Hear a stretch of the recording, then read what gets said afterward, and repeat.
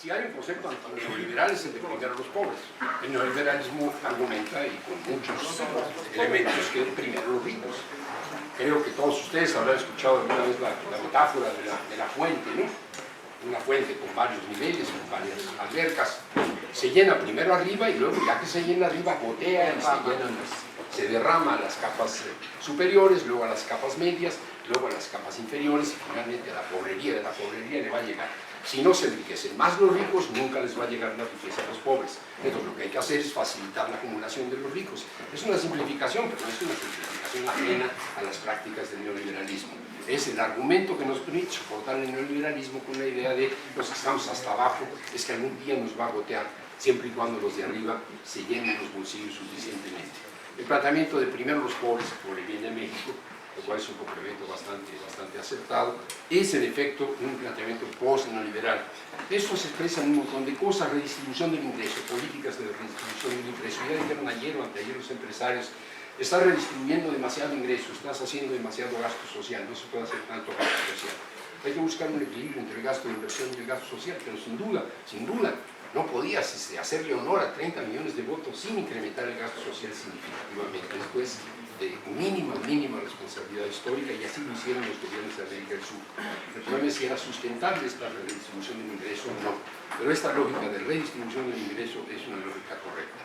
No se redistribuye el ingreso solo con gasto social, sino generando empleo, sino creando ocupación, sino dándole capacitación, sino creando las condiciones que le permitan a la propia sociedad reproducirse. No voy a mencionar los programas porque han sido mencionados. La segunda cuestión es primero el sur. Evidentemente la lógica neoliberal es primero el norte. Estamos globalizados y globalizados hacia el norte.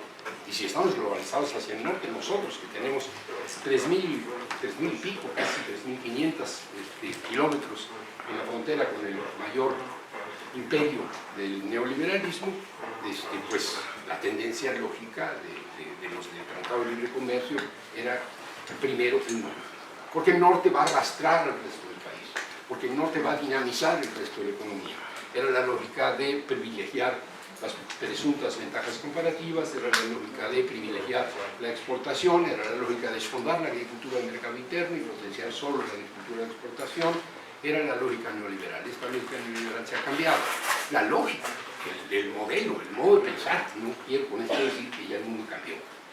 Nuestras exportaciones siguen siendo de aguacate, de jitomate, siguen siendo de hortalizas, siguen siendo de los grandes agricultores del noroeste, no van a ser de otra manera de un día para otro.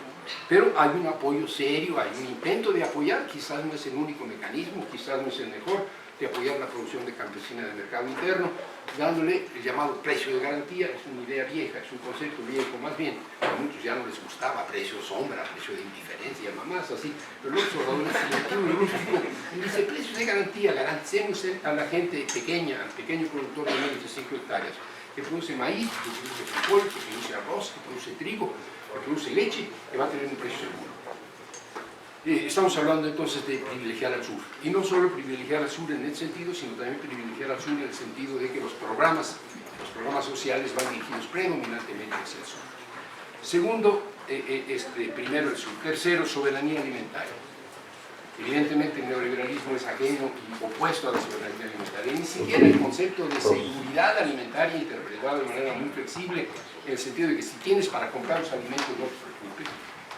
Mucho menos en el sentido de que hay que producir lo fundamental para nuestro consumo interno, para no quedar arrodillados frente a los que nos abastecen. Esta idea ha sido completamente reemplazada ya. Eso no quiere decir que nos sigamos siendo dependientes. Seguimos importando,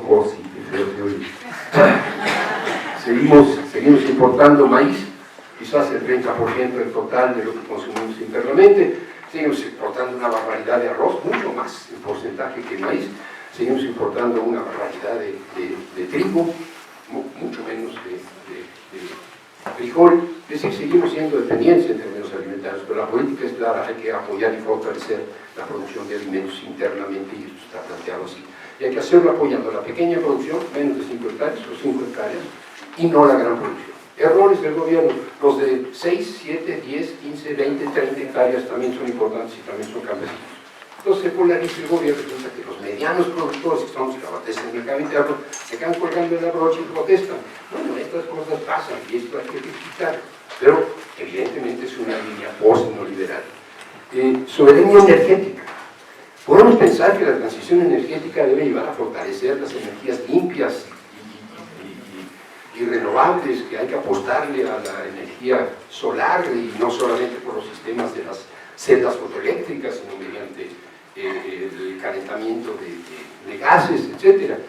Podemos apostarle también, sin duda, a las eólicas, no a las eólicas de ritmo, sino a las eólicas buena onda, porque sí, en efecto, no son contaminantes, pero vamos a seguir dependiendo de la generación de energía a través de plantas, a través de termoeléctricas. Y si esto es así, entonces hay que pensar cómo le hacemos y dónde queremos que estén estas. Y lo otro, porque estamos comprando, ya lo dijo López Obrador, en un lugar muy inadecuado en las tierras de Morelos, que ya lo dijo, estamos comprando la electricidad a los empresarios y además a un precio que ya les ofrecimos porque era un precio de garantía. Estamos subsidiando a los productores empresariales de electricidad. Hay que producir. Y una de las formas de producir es quemando combustible. Y una de las formas de quemar combustible, que es la menos contaminante de las tres, es quemar gas. Las otras dos, México tiene abundancia de carbón, es la más contaminante, es monstruoso la contaminación que esto implica. Creo que la de Guerrero, Michoacán, es de carbón. Tenemos carbón, pero no tenemos gas. Producir electricidad vía uranio. Uranio no enriquecido es propuesta de Gershenson. Estaba yo leyendo eso, digo, leo a Gershenson a pesar de la manera en que escribe, pero de todos modos lo leo y leí este asunto. Hay que buscar alternativas energéticas. Lo único que quiero decir es que aquí a 20, 30 años vamos a seguir dependiendo de manera sustantiva, más del 50%, de los combustibles fósiles. Y entonces hay que procesar nuestras propias gasolinas, y esta forma de hacerlo es, por ejemplo, dos bocas. Podemos estar de acuerdo en el lugar, no estar de acuerdo en el lugar, poner en cuestión el momento, la oportunidad, las condiciones financieras, pero la soberanía energética se tiene que garantizar de alguna manera. Soberanía laboral no es un concepto muy exitoso, pero habría que pensar también en eso. Un país no solo tiene que garantizarle a la gente que tenga que comer y pueda obtener su alimento, sino que tenga un trabajo digno, y esto lo establece la Constitución. Es difícil que un gobierno garantice eso, pero debería esforzarse. Y se ha planteado seriamente la recuperación de la soberanía laboral. La lógica de los neoliberales era, pues es mucho más rentable exportar campesinos e importar maíz, ¿no? Allá pues, son más productivos y el maíz que nos traen es más barato, entonces exportemos campesinos e importemos maíz. O exportemos hortalizas e importemos maíz, porque ellos dependen de los pepinillos para sus hamburguesas y nosotros dependemos del maíz para nuestras tortillas, tamales, totopos, tlacoyos. Hace hambre ya no se diré. Soberanía laboral significa generar empleos. Yo no sé si la mejor forma de generar empleos es, por ejemplo, jóvenes construyendo el futuro, pero es una forma. Es lamentable, hablando de la debilidad de la sociedad civil, que los que se incorporaron al programa se incorporan un 70 o 60% a empresas privadas grandes, un quizás 30% o 20% a instancias gubernamentales y menos de un 10% a organizaciones sociales. Conozco organizaciones sociales que están ofreciendo ese tipo de opciones. Es una desgracia que no sepamos como sociedad organizada aprovechar esta posibilidad de fortalecer nuestros proyectos como jóvenes y de darles a los jóvenes un sentido de permanencia en donde están. Pero bueno, el proyecto es interesante. Y el primero, es la recuperación del Estado como agente de desarrollo. Tenemos un Estado que no es tal, no solo es el elefante reumático del que habla insistentemente el observador, es un elefante carcomido por los vicios. Vaya pues, el Estado mexicano es un desastre, lo sabemos, lo sabíamos desde antes. Funcionaba, sin duda funcionaba, y funcionaba porque tenía una relación viciada también con la sociedad, que es un desastre. Entonces ahora tenemos que cambiar la relación del Estado con la sociedad, necesitamos depurar al Estado, regenerar al Estado mexicano como gestor del desarrollo, no es poca cosa. Si logran esto, si se logra esto, me refiero a aquellos que están en este frente, a aquellos que están hoy como servidores públicos, ya será algo. Pero esto, si no tiene respaldo social, no funciona. Y nos habían pedido que habláramos de correlaciones de fuerzas. Quisiera poner un par de ejemplos que son polémicos. Sobre el tema de las correlaciones de fuerzas, tú lo dijiste, aunque tú lo planteaste en términos de como las luchas de resistencia o hay debilidad de la fuerza social, entonces se busca la rebelión electoral. Yo creo que no, yo creo que son dos procesos paralelos, hay una dialéctica entre uno y otro. Puede ser que algunos digan, no, pues ya valió más, la lucha del sindicato y mejor formamos un partido, pero no creo que eso sea lo generalizado. Yo creo que se mantiene el movimiento social y se construye una alternativa ciudadana, y en efecto lo que sí estoy completamente de acuerdo es que se construye una alternativa político-electoral, o sea, una rebelión ciudadana, en el momento en que se encuentran los movimientos sociales con que no encuentran respuesta a sus demandas o estas respuestas no se cumplen. Muy claro, primero el STLN 94 y después los acuerdos de San Andrés, el no cumplimiento de los acuerdos por parte de Cedillo, que patea la mesa de negociaciones, y luego ya con Fox el incumplimiento del proceso de incorporar la ley Coco para la Constitución. Entonces los compañeros del EZ deciden, allá arriba no hay nada que hacer. Los otros serían un movimiento como el Campo No Aguanta Más, que yo conozco de otra manera. El Campo No Aguanta Más, igual, en los primeros años de este siglo se levanta contra las políticas que llevaban al campo al desastre, las políticas neoliberales de importación de alimentos, etc. Negocian con el gobierno de Fox, un año antes de las elecciones intermedias, pareciera insignificante, pero no lo es. O sea, el gobierno de Fox tenía muy cerca las elecciones intermedias en las que se ratifica si tienes o no tienes legitimidad, y el gobierno de Fox firma un acuerdo nacional para el campo que evidentemente no cumple. Los campesinos llegan a la conclusión de que con estos gobiernos neoliberales que tienen compromisos públicos y privados, con las fuerzas que son enemigas de los campesinos, no se puede negociar. Y lo que hay que hacer es, abajo y a la izquierda, no, lo que hay que hacer es tomar al gobierno y cambiar por otro. Son dos opciones radicales. La de nada con el gobierno, de espaldas al gobierno y al mercado, o hay que cambiar el gobierno. Algunos se van por hay que cambiar el gobierno, son la enorme mayoría, pero son dos vías diferentes. En todo caso, cambiar el gobierno no significa renunciar a los movimientos sociales. No es que se desinflen, se desgasten, o que no tengan iniciativa, es terrible lo que estabas relatando, ¿no? Las iniciativas que no hemos sido capaces de tomar. Pero yo quisiera mostrar algunos ejemplos correctos, adecuados, dos nada más, y con eso iría yo terminando. Uno es la articulación virtuosa, sería el caso de las reformas estructurales, específicamente de la reforma educativa, de Peña Nieto, y de la resistencia, la mencionaste también, de la CENTE, una heroica y prolongada resistencia de la CENTE, que hizo posible que se aplicara de manera muy limitada y que no se llevara hasta sus últimas consecuencias, pero no se echó para atrás. La CENTE trató de echar para atrás y no la podía echar para atrás, y era claro que no la iba a echar para atrás, y que de a poquito iba a estarse imponiendo la reforma educativa como la concebía el Estado. La única posibilidad de echar para atrás la reforma educativa era ganar las elecciones, algo no había otra.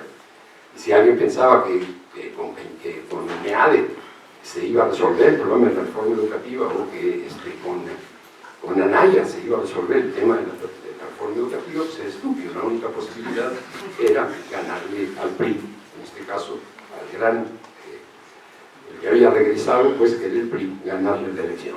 Y así lo planteó por lo menos una parte de la CENTE, la sección 22, entonces, bueno, si queremos echar para atrás la reforma educativa, hay que aliarse con López Obrador.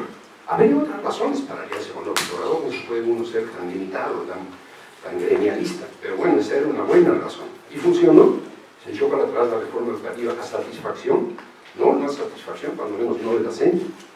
¿Por qué? Pues entre otras cosas porque nos faltó la fuerza social necesaria para que la reforma educativa que queríamos fuera la que queríamos y no la que impusieron una correlación de fuerzas que estaba dada dentro de las cámaras. Pero lo único que quiero decir es, si no se ganan las elecciones, no se echa para atrás la reforma educativa.